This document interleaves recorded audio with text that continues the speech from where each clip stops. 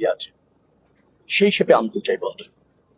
আমাদের বাণিজ্যের বা অর্থনীতির যেভাবে বলেন না কেন, প্রায় 92% নির্ভর করছে এই চিটাগাং পোর্ট, এটা আপনি জানেন।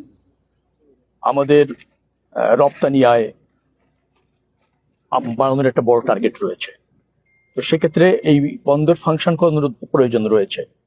আর বিদেশের অনেক অনেক বড় প্রতিষ্ঠান বা কোম্পানি, তাদেরও বাংলাদেশের এই বন্দর কেন্দ্রিক ইনভেস্টমেন্ট করার একটা আগ্রহ রয়েছে, কারণ এটা একটা বড় সম্ভাবনা এখানে আছে তাদের স্টাডিতে।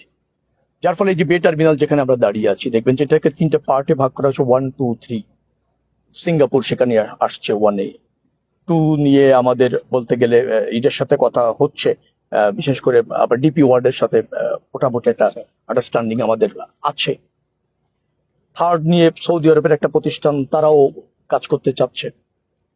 আর এর আগে তো আমরা একটা গেলাম, আপনার ওই দিন এসে গেলাম যেটাকে বলা হয় লালদিয়াতে আমরা গেলাম। সেখানে আমাদের আছে এপি, আচ্ছা এপি মুলার, ওরা ধরেন কাজ করছে। তো এই সুযোগগুলি কাজে লাগাতে হবে। এই সুযোগগুলি কাজে লাগালে বাংলাদেশের ধরেন পোর্ট ইনফ্রাস্ট্রাকচার, পোর্টের আপনার আধুনিকায়ন এবং পোর্ট থেকে সর্বাধিক উপার্জন, এইগুলি নিশ্চিত হবে। আর আমদানি রপ্তানি এটা বাড়ার প্রয়োজন রয়েছে।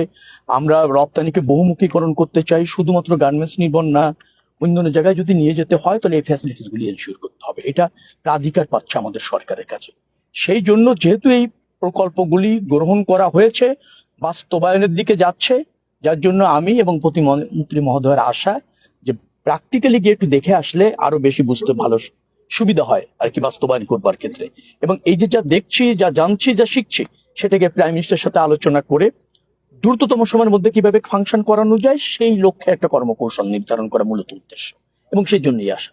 আপনার কথা সূত্র ধরে আপনার কথা থেকে যদি একটা কথা জানতে চাই, সেটা হচ্ছে যে এই যে বিদেশি বিনিয়োগের যে বিষয়টা বলা হচ্ছে, বন্দরের তো অবকাঠামো মূলত দুই রকম, একটা হচ্ছে মূল বন্দর, আর একটা হচ্ছে বন্দরের বাইরে নতুন নতুন টার্মিনাল হচ্ছে।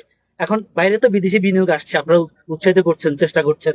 আমাদের চেয়ারম্যান মহোদয়ের নেতৃত্বে চট্টগ্রাম বন্দরের একটা প্র্যাগম্যাটিক চেঞ্জ আসছে। কিন্তু এই জায়গায় যদি আমরা একটু বলি যে এই মোবাইল ফোন, এই যে চট্টগ্রাম বন্দরের ভিতরে এনসিটিতে বিদেশি বিনিয়োগের একটা বিষয়, ডিপি ওয়ার্ল্ডের বিষয়টা অনেকদিন ধরে একটা মানে চলমান রয়েছে আলোচনা, আদালতেও রিটও করিয়েছে, আন্দোলন হয়েছে, এই বন্দর বন্ধও ছিল। চেয়ারম্যান সাহেব এটা অনেক মানে ড্রাস্টিক্যালি অ্যাকশন নিয়ে এগুলো কন্ট্রোল করেছেন, আমরা দেখেছি। এই সরকারের মানে এনসিটিতে যে ডিপি ওয়ার্ল্ডের যে আগমনটা, তাদের যে ইনভলভমেন্টটা, এই বিষয়ে বর্তমান সরকারের দৃষ্টিভঙ্গিটা কি? না, দৃষ্টিভঙ্গিটা নিয়ে বর্তমান সরকার কাজ করছে, এবং আমি নিজেও প্রধানমন্ত্রী সহ 3বার এটা নিয়ে বসা হয়েছে। তো সেখানে সবচেয়ে প্রাধান্য পাচ্ছে রাষ্ট্রের স্বার্থ। ডিপি ওয়ার্ল্ডের কিছু প্রস্তাবনা আছে, সেগুলি ইতিবাচক। আবার বন্দর থেকে আমরা এই মুহূর্তে যা পাচ্ছি, তার চেয়ে কোনো কোনো জায়গায় একটু আমাদের আর্থিকভাবে লসও হয়। আবার যদি গ্রোসে যান তাহলে লস খুব একটা হয়, তাও আমি মনে করছি না। তো এটা তো প্রিভিয়াস সরকার আমলে 19-21 এরকমের দিক থেকে শুরু হয়েছে।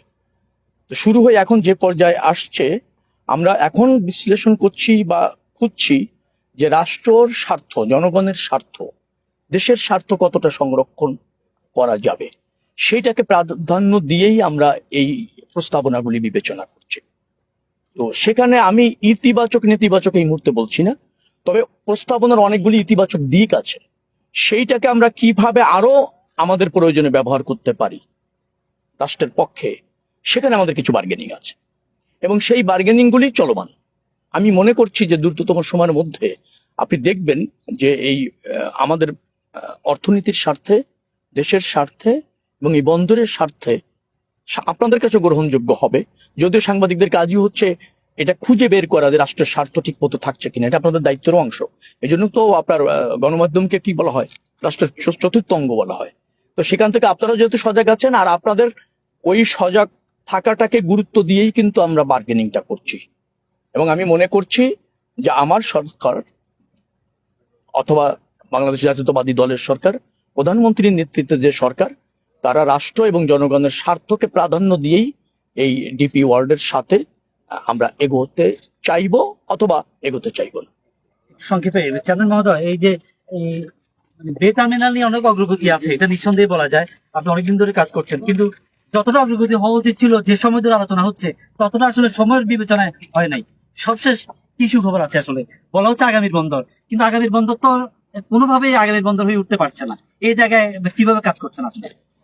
ধন্যবাদ। প্রথমত আপনাদেরকে ধন্যবাদ জানাই যে আপনারা আজকে এই মাননীয় মন্ত্রী এবং প্রতিমন্ত্রী মহোদয়ের সামনে এই কোশ্চেনটা করেছেন। আপনারা জানেন যে এই প্রজেক্টটা আসলে অর্থনৈতিকভাবে ভায়াবল হওয়ার কারণে কিন্তু হাতে নেওয়া হয়েছে, এবং আমরা আইএফসি, যেটা ওয়ার্ল্ড ব্যাংকের একটা কনসার্ন, তাদেরকে কনসালটেন্ট নিয়োগ করেছিলাম। এবং সেখান থেকে দেখেন আমরা এই প্রজেক্টটা যখন আরো আগায় নিয়ে যাওয়ার চেষ্টা করলাম, তখন ওয়ার্ল্ড ব্যাংকের যে লোনটা সেটা আমাদেরকে কোয়ালিফাই করার জন্য একটা চ্যালেঞ্জ আসবে। সেটাও আমরা ওভারকাম করে এখন লোন কিন্তু কনফার্ম হয়ে গেছে। ঠিক আছে, এখন আমাদের প্রজেক্টও অ্যাপ্রুভ হয়ে গেছে। এটা হলো মেইন কথা। বাস্তবায়নের ক্ষেত্রে এসে এখন যেটা ডিপি ওয়ার্ল্ড এবং পিএসএ সিঙ্গাপুর, ওনারা এখানে যেহেতু আসবে, সেটা আমাদের সাথে আগে থেকে এগ্রিমেন্ট আছে দুইটা দেশের মধ্যে। সেইটা করার জন্য এখানে কিছু টেকনিক্যাল একটা স্টাডির বিষয় আসছে, সেটা নিয়ে আমরা কাজ করছি। এবং এই আগামী মাসের ফার্স্ট উইকে আমাদের একটা টিম যাচ্ছে, টেকনিক্যাল টিম হলো সিঙ্গাপুরে। সেখানে গিয়ে 2D একটা সিমুলেশন হবে, ওইটা কোয়ালিফাই করলে এরপর আবার 3D একটা সিমুলেশন হবে, সেটা সাউথ আফ্রিকাতে। এবং আশা করতেছি আমরা এই বছর মানে মে জুনের মধ্যে হয়তো এটা আমরা শেষ করতে পারবো যে কন্ট্রাক্ট। এবং এটা হয়ে গেলে তারপরে কাজ শুরু হয়ে যাবে, কারণ আমাদের টার্গেট হলো যেভাবে হোক এটা 2030-এর মধ্যে আমরা চাই যে টার্মিনাল 1 অপারেশন হতে।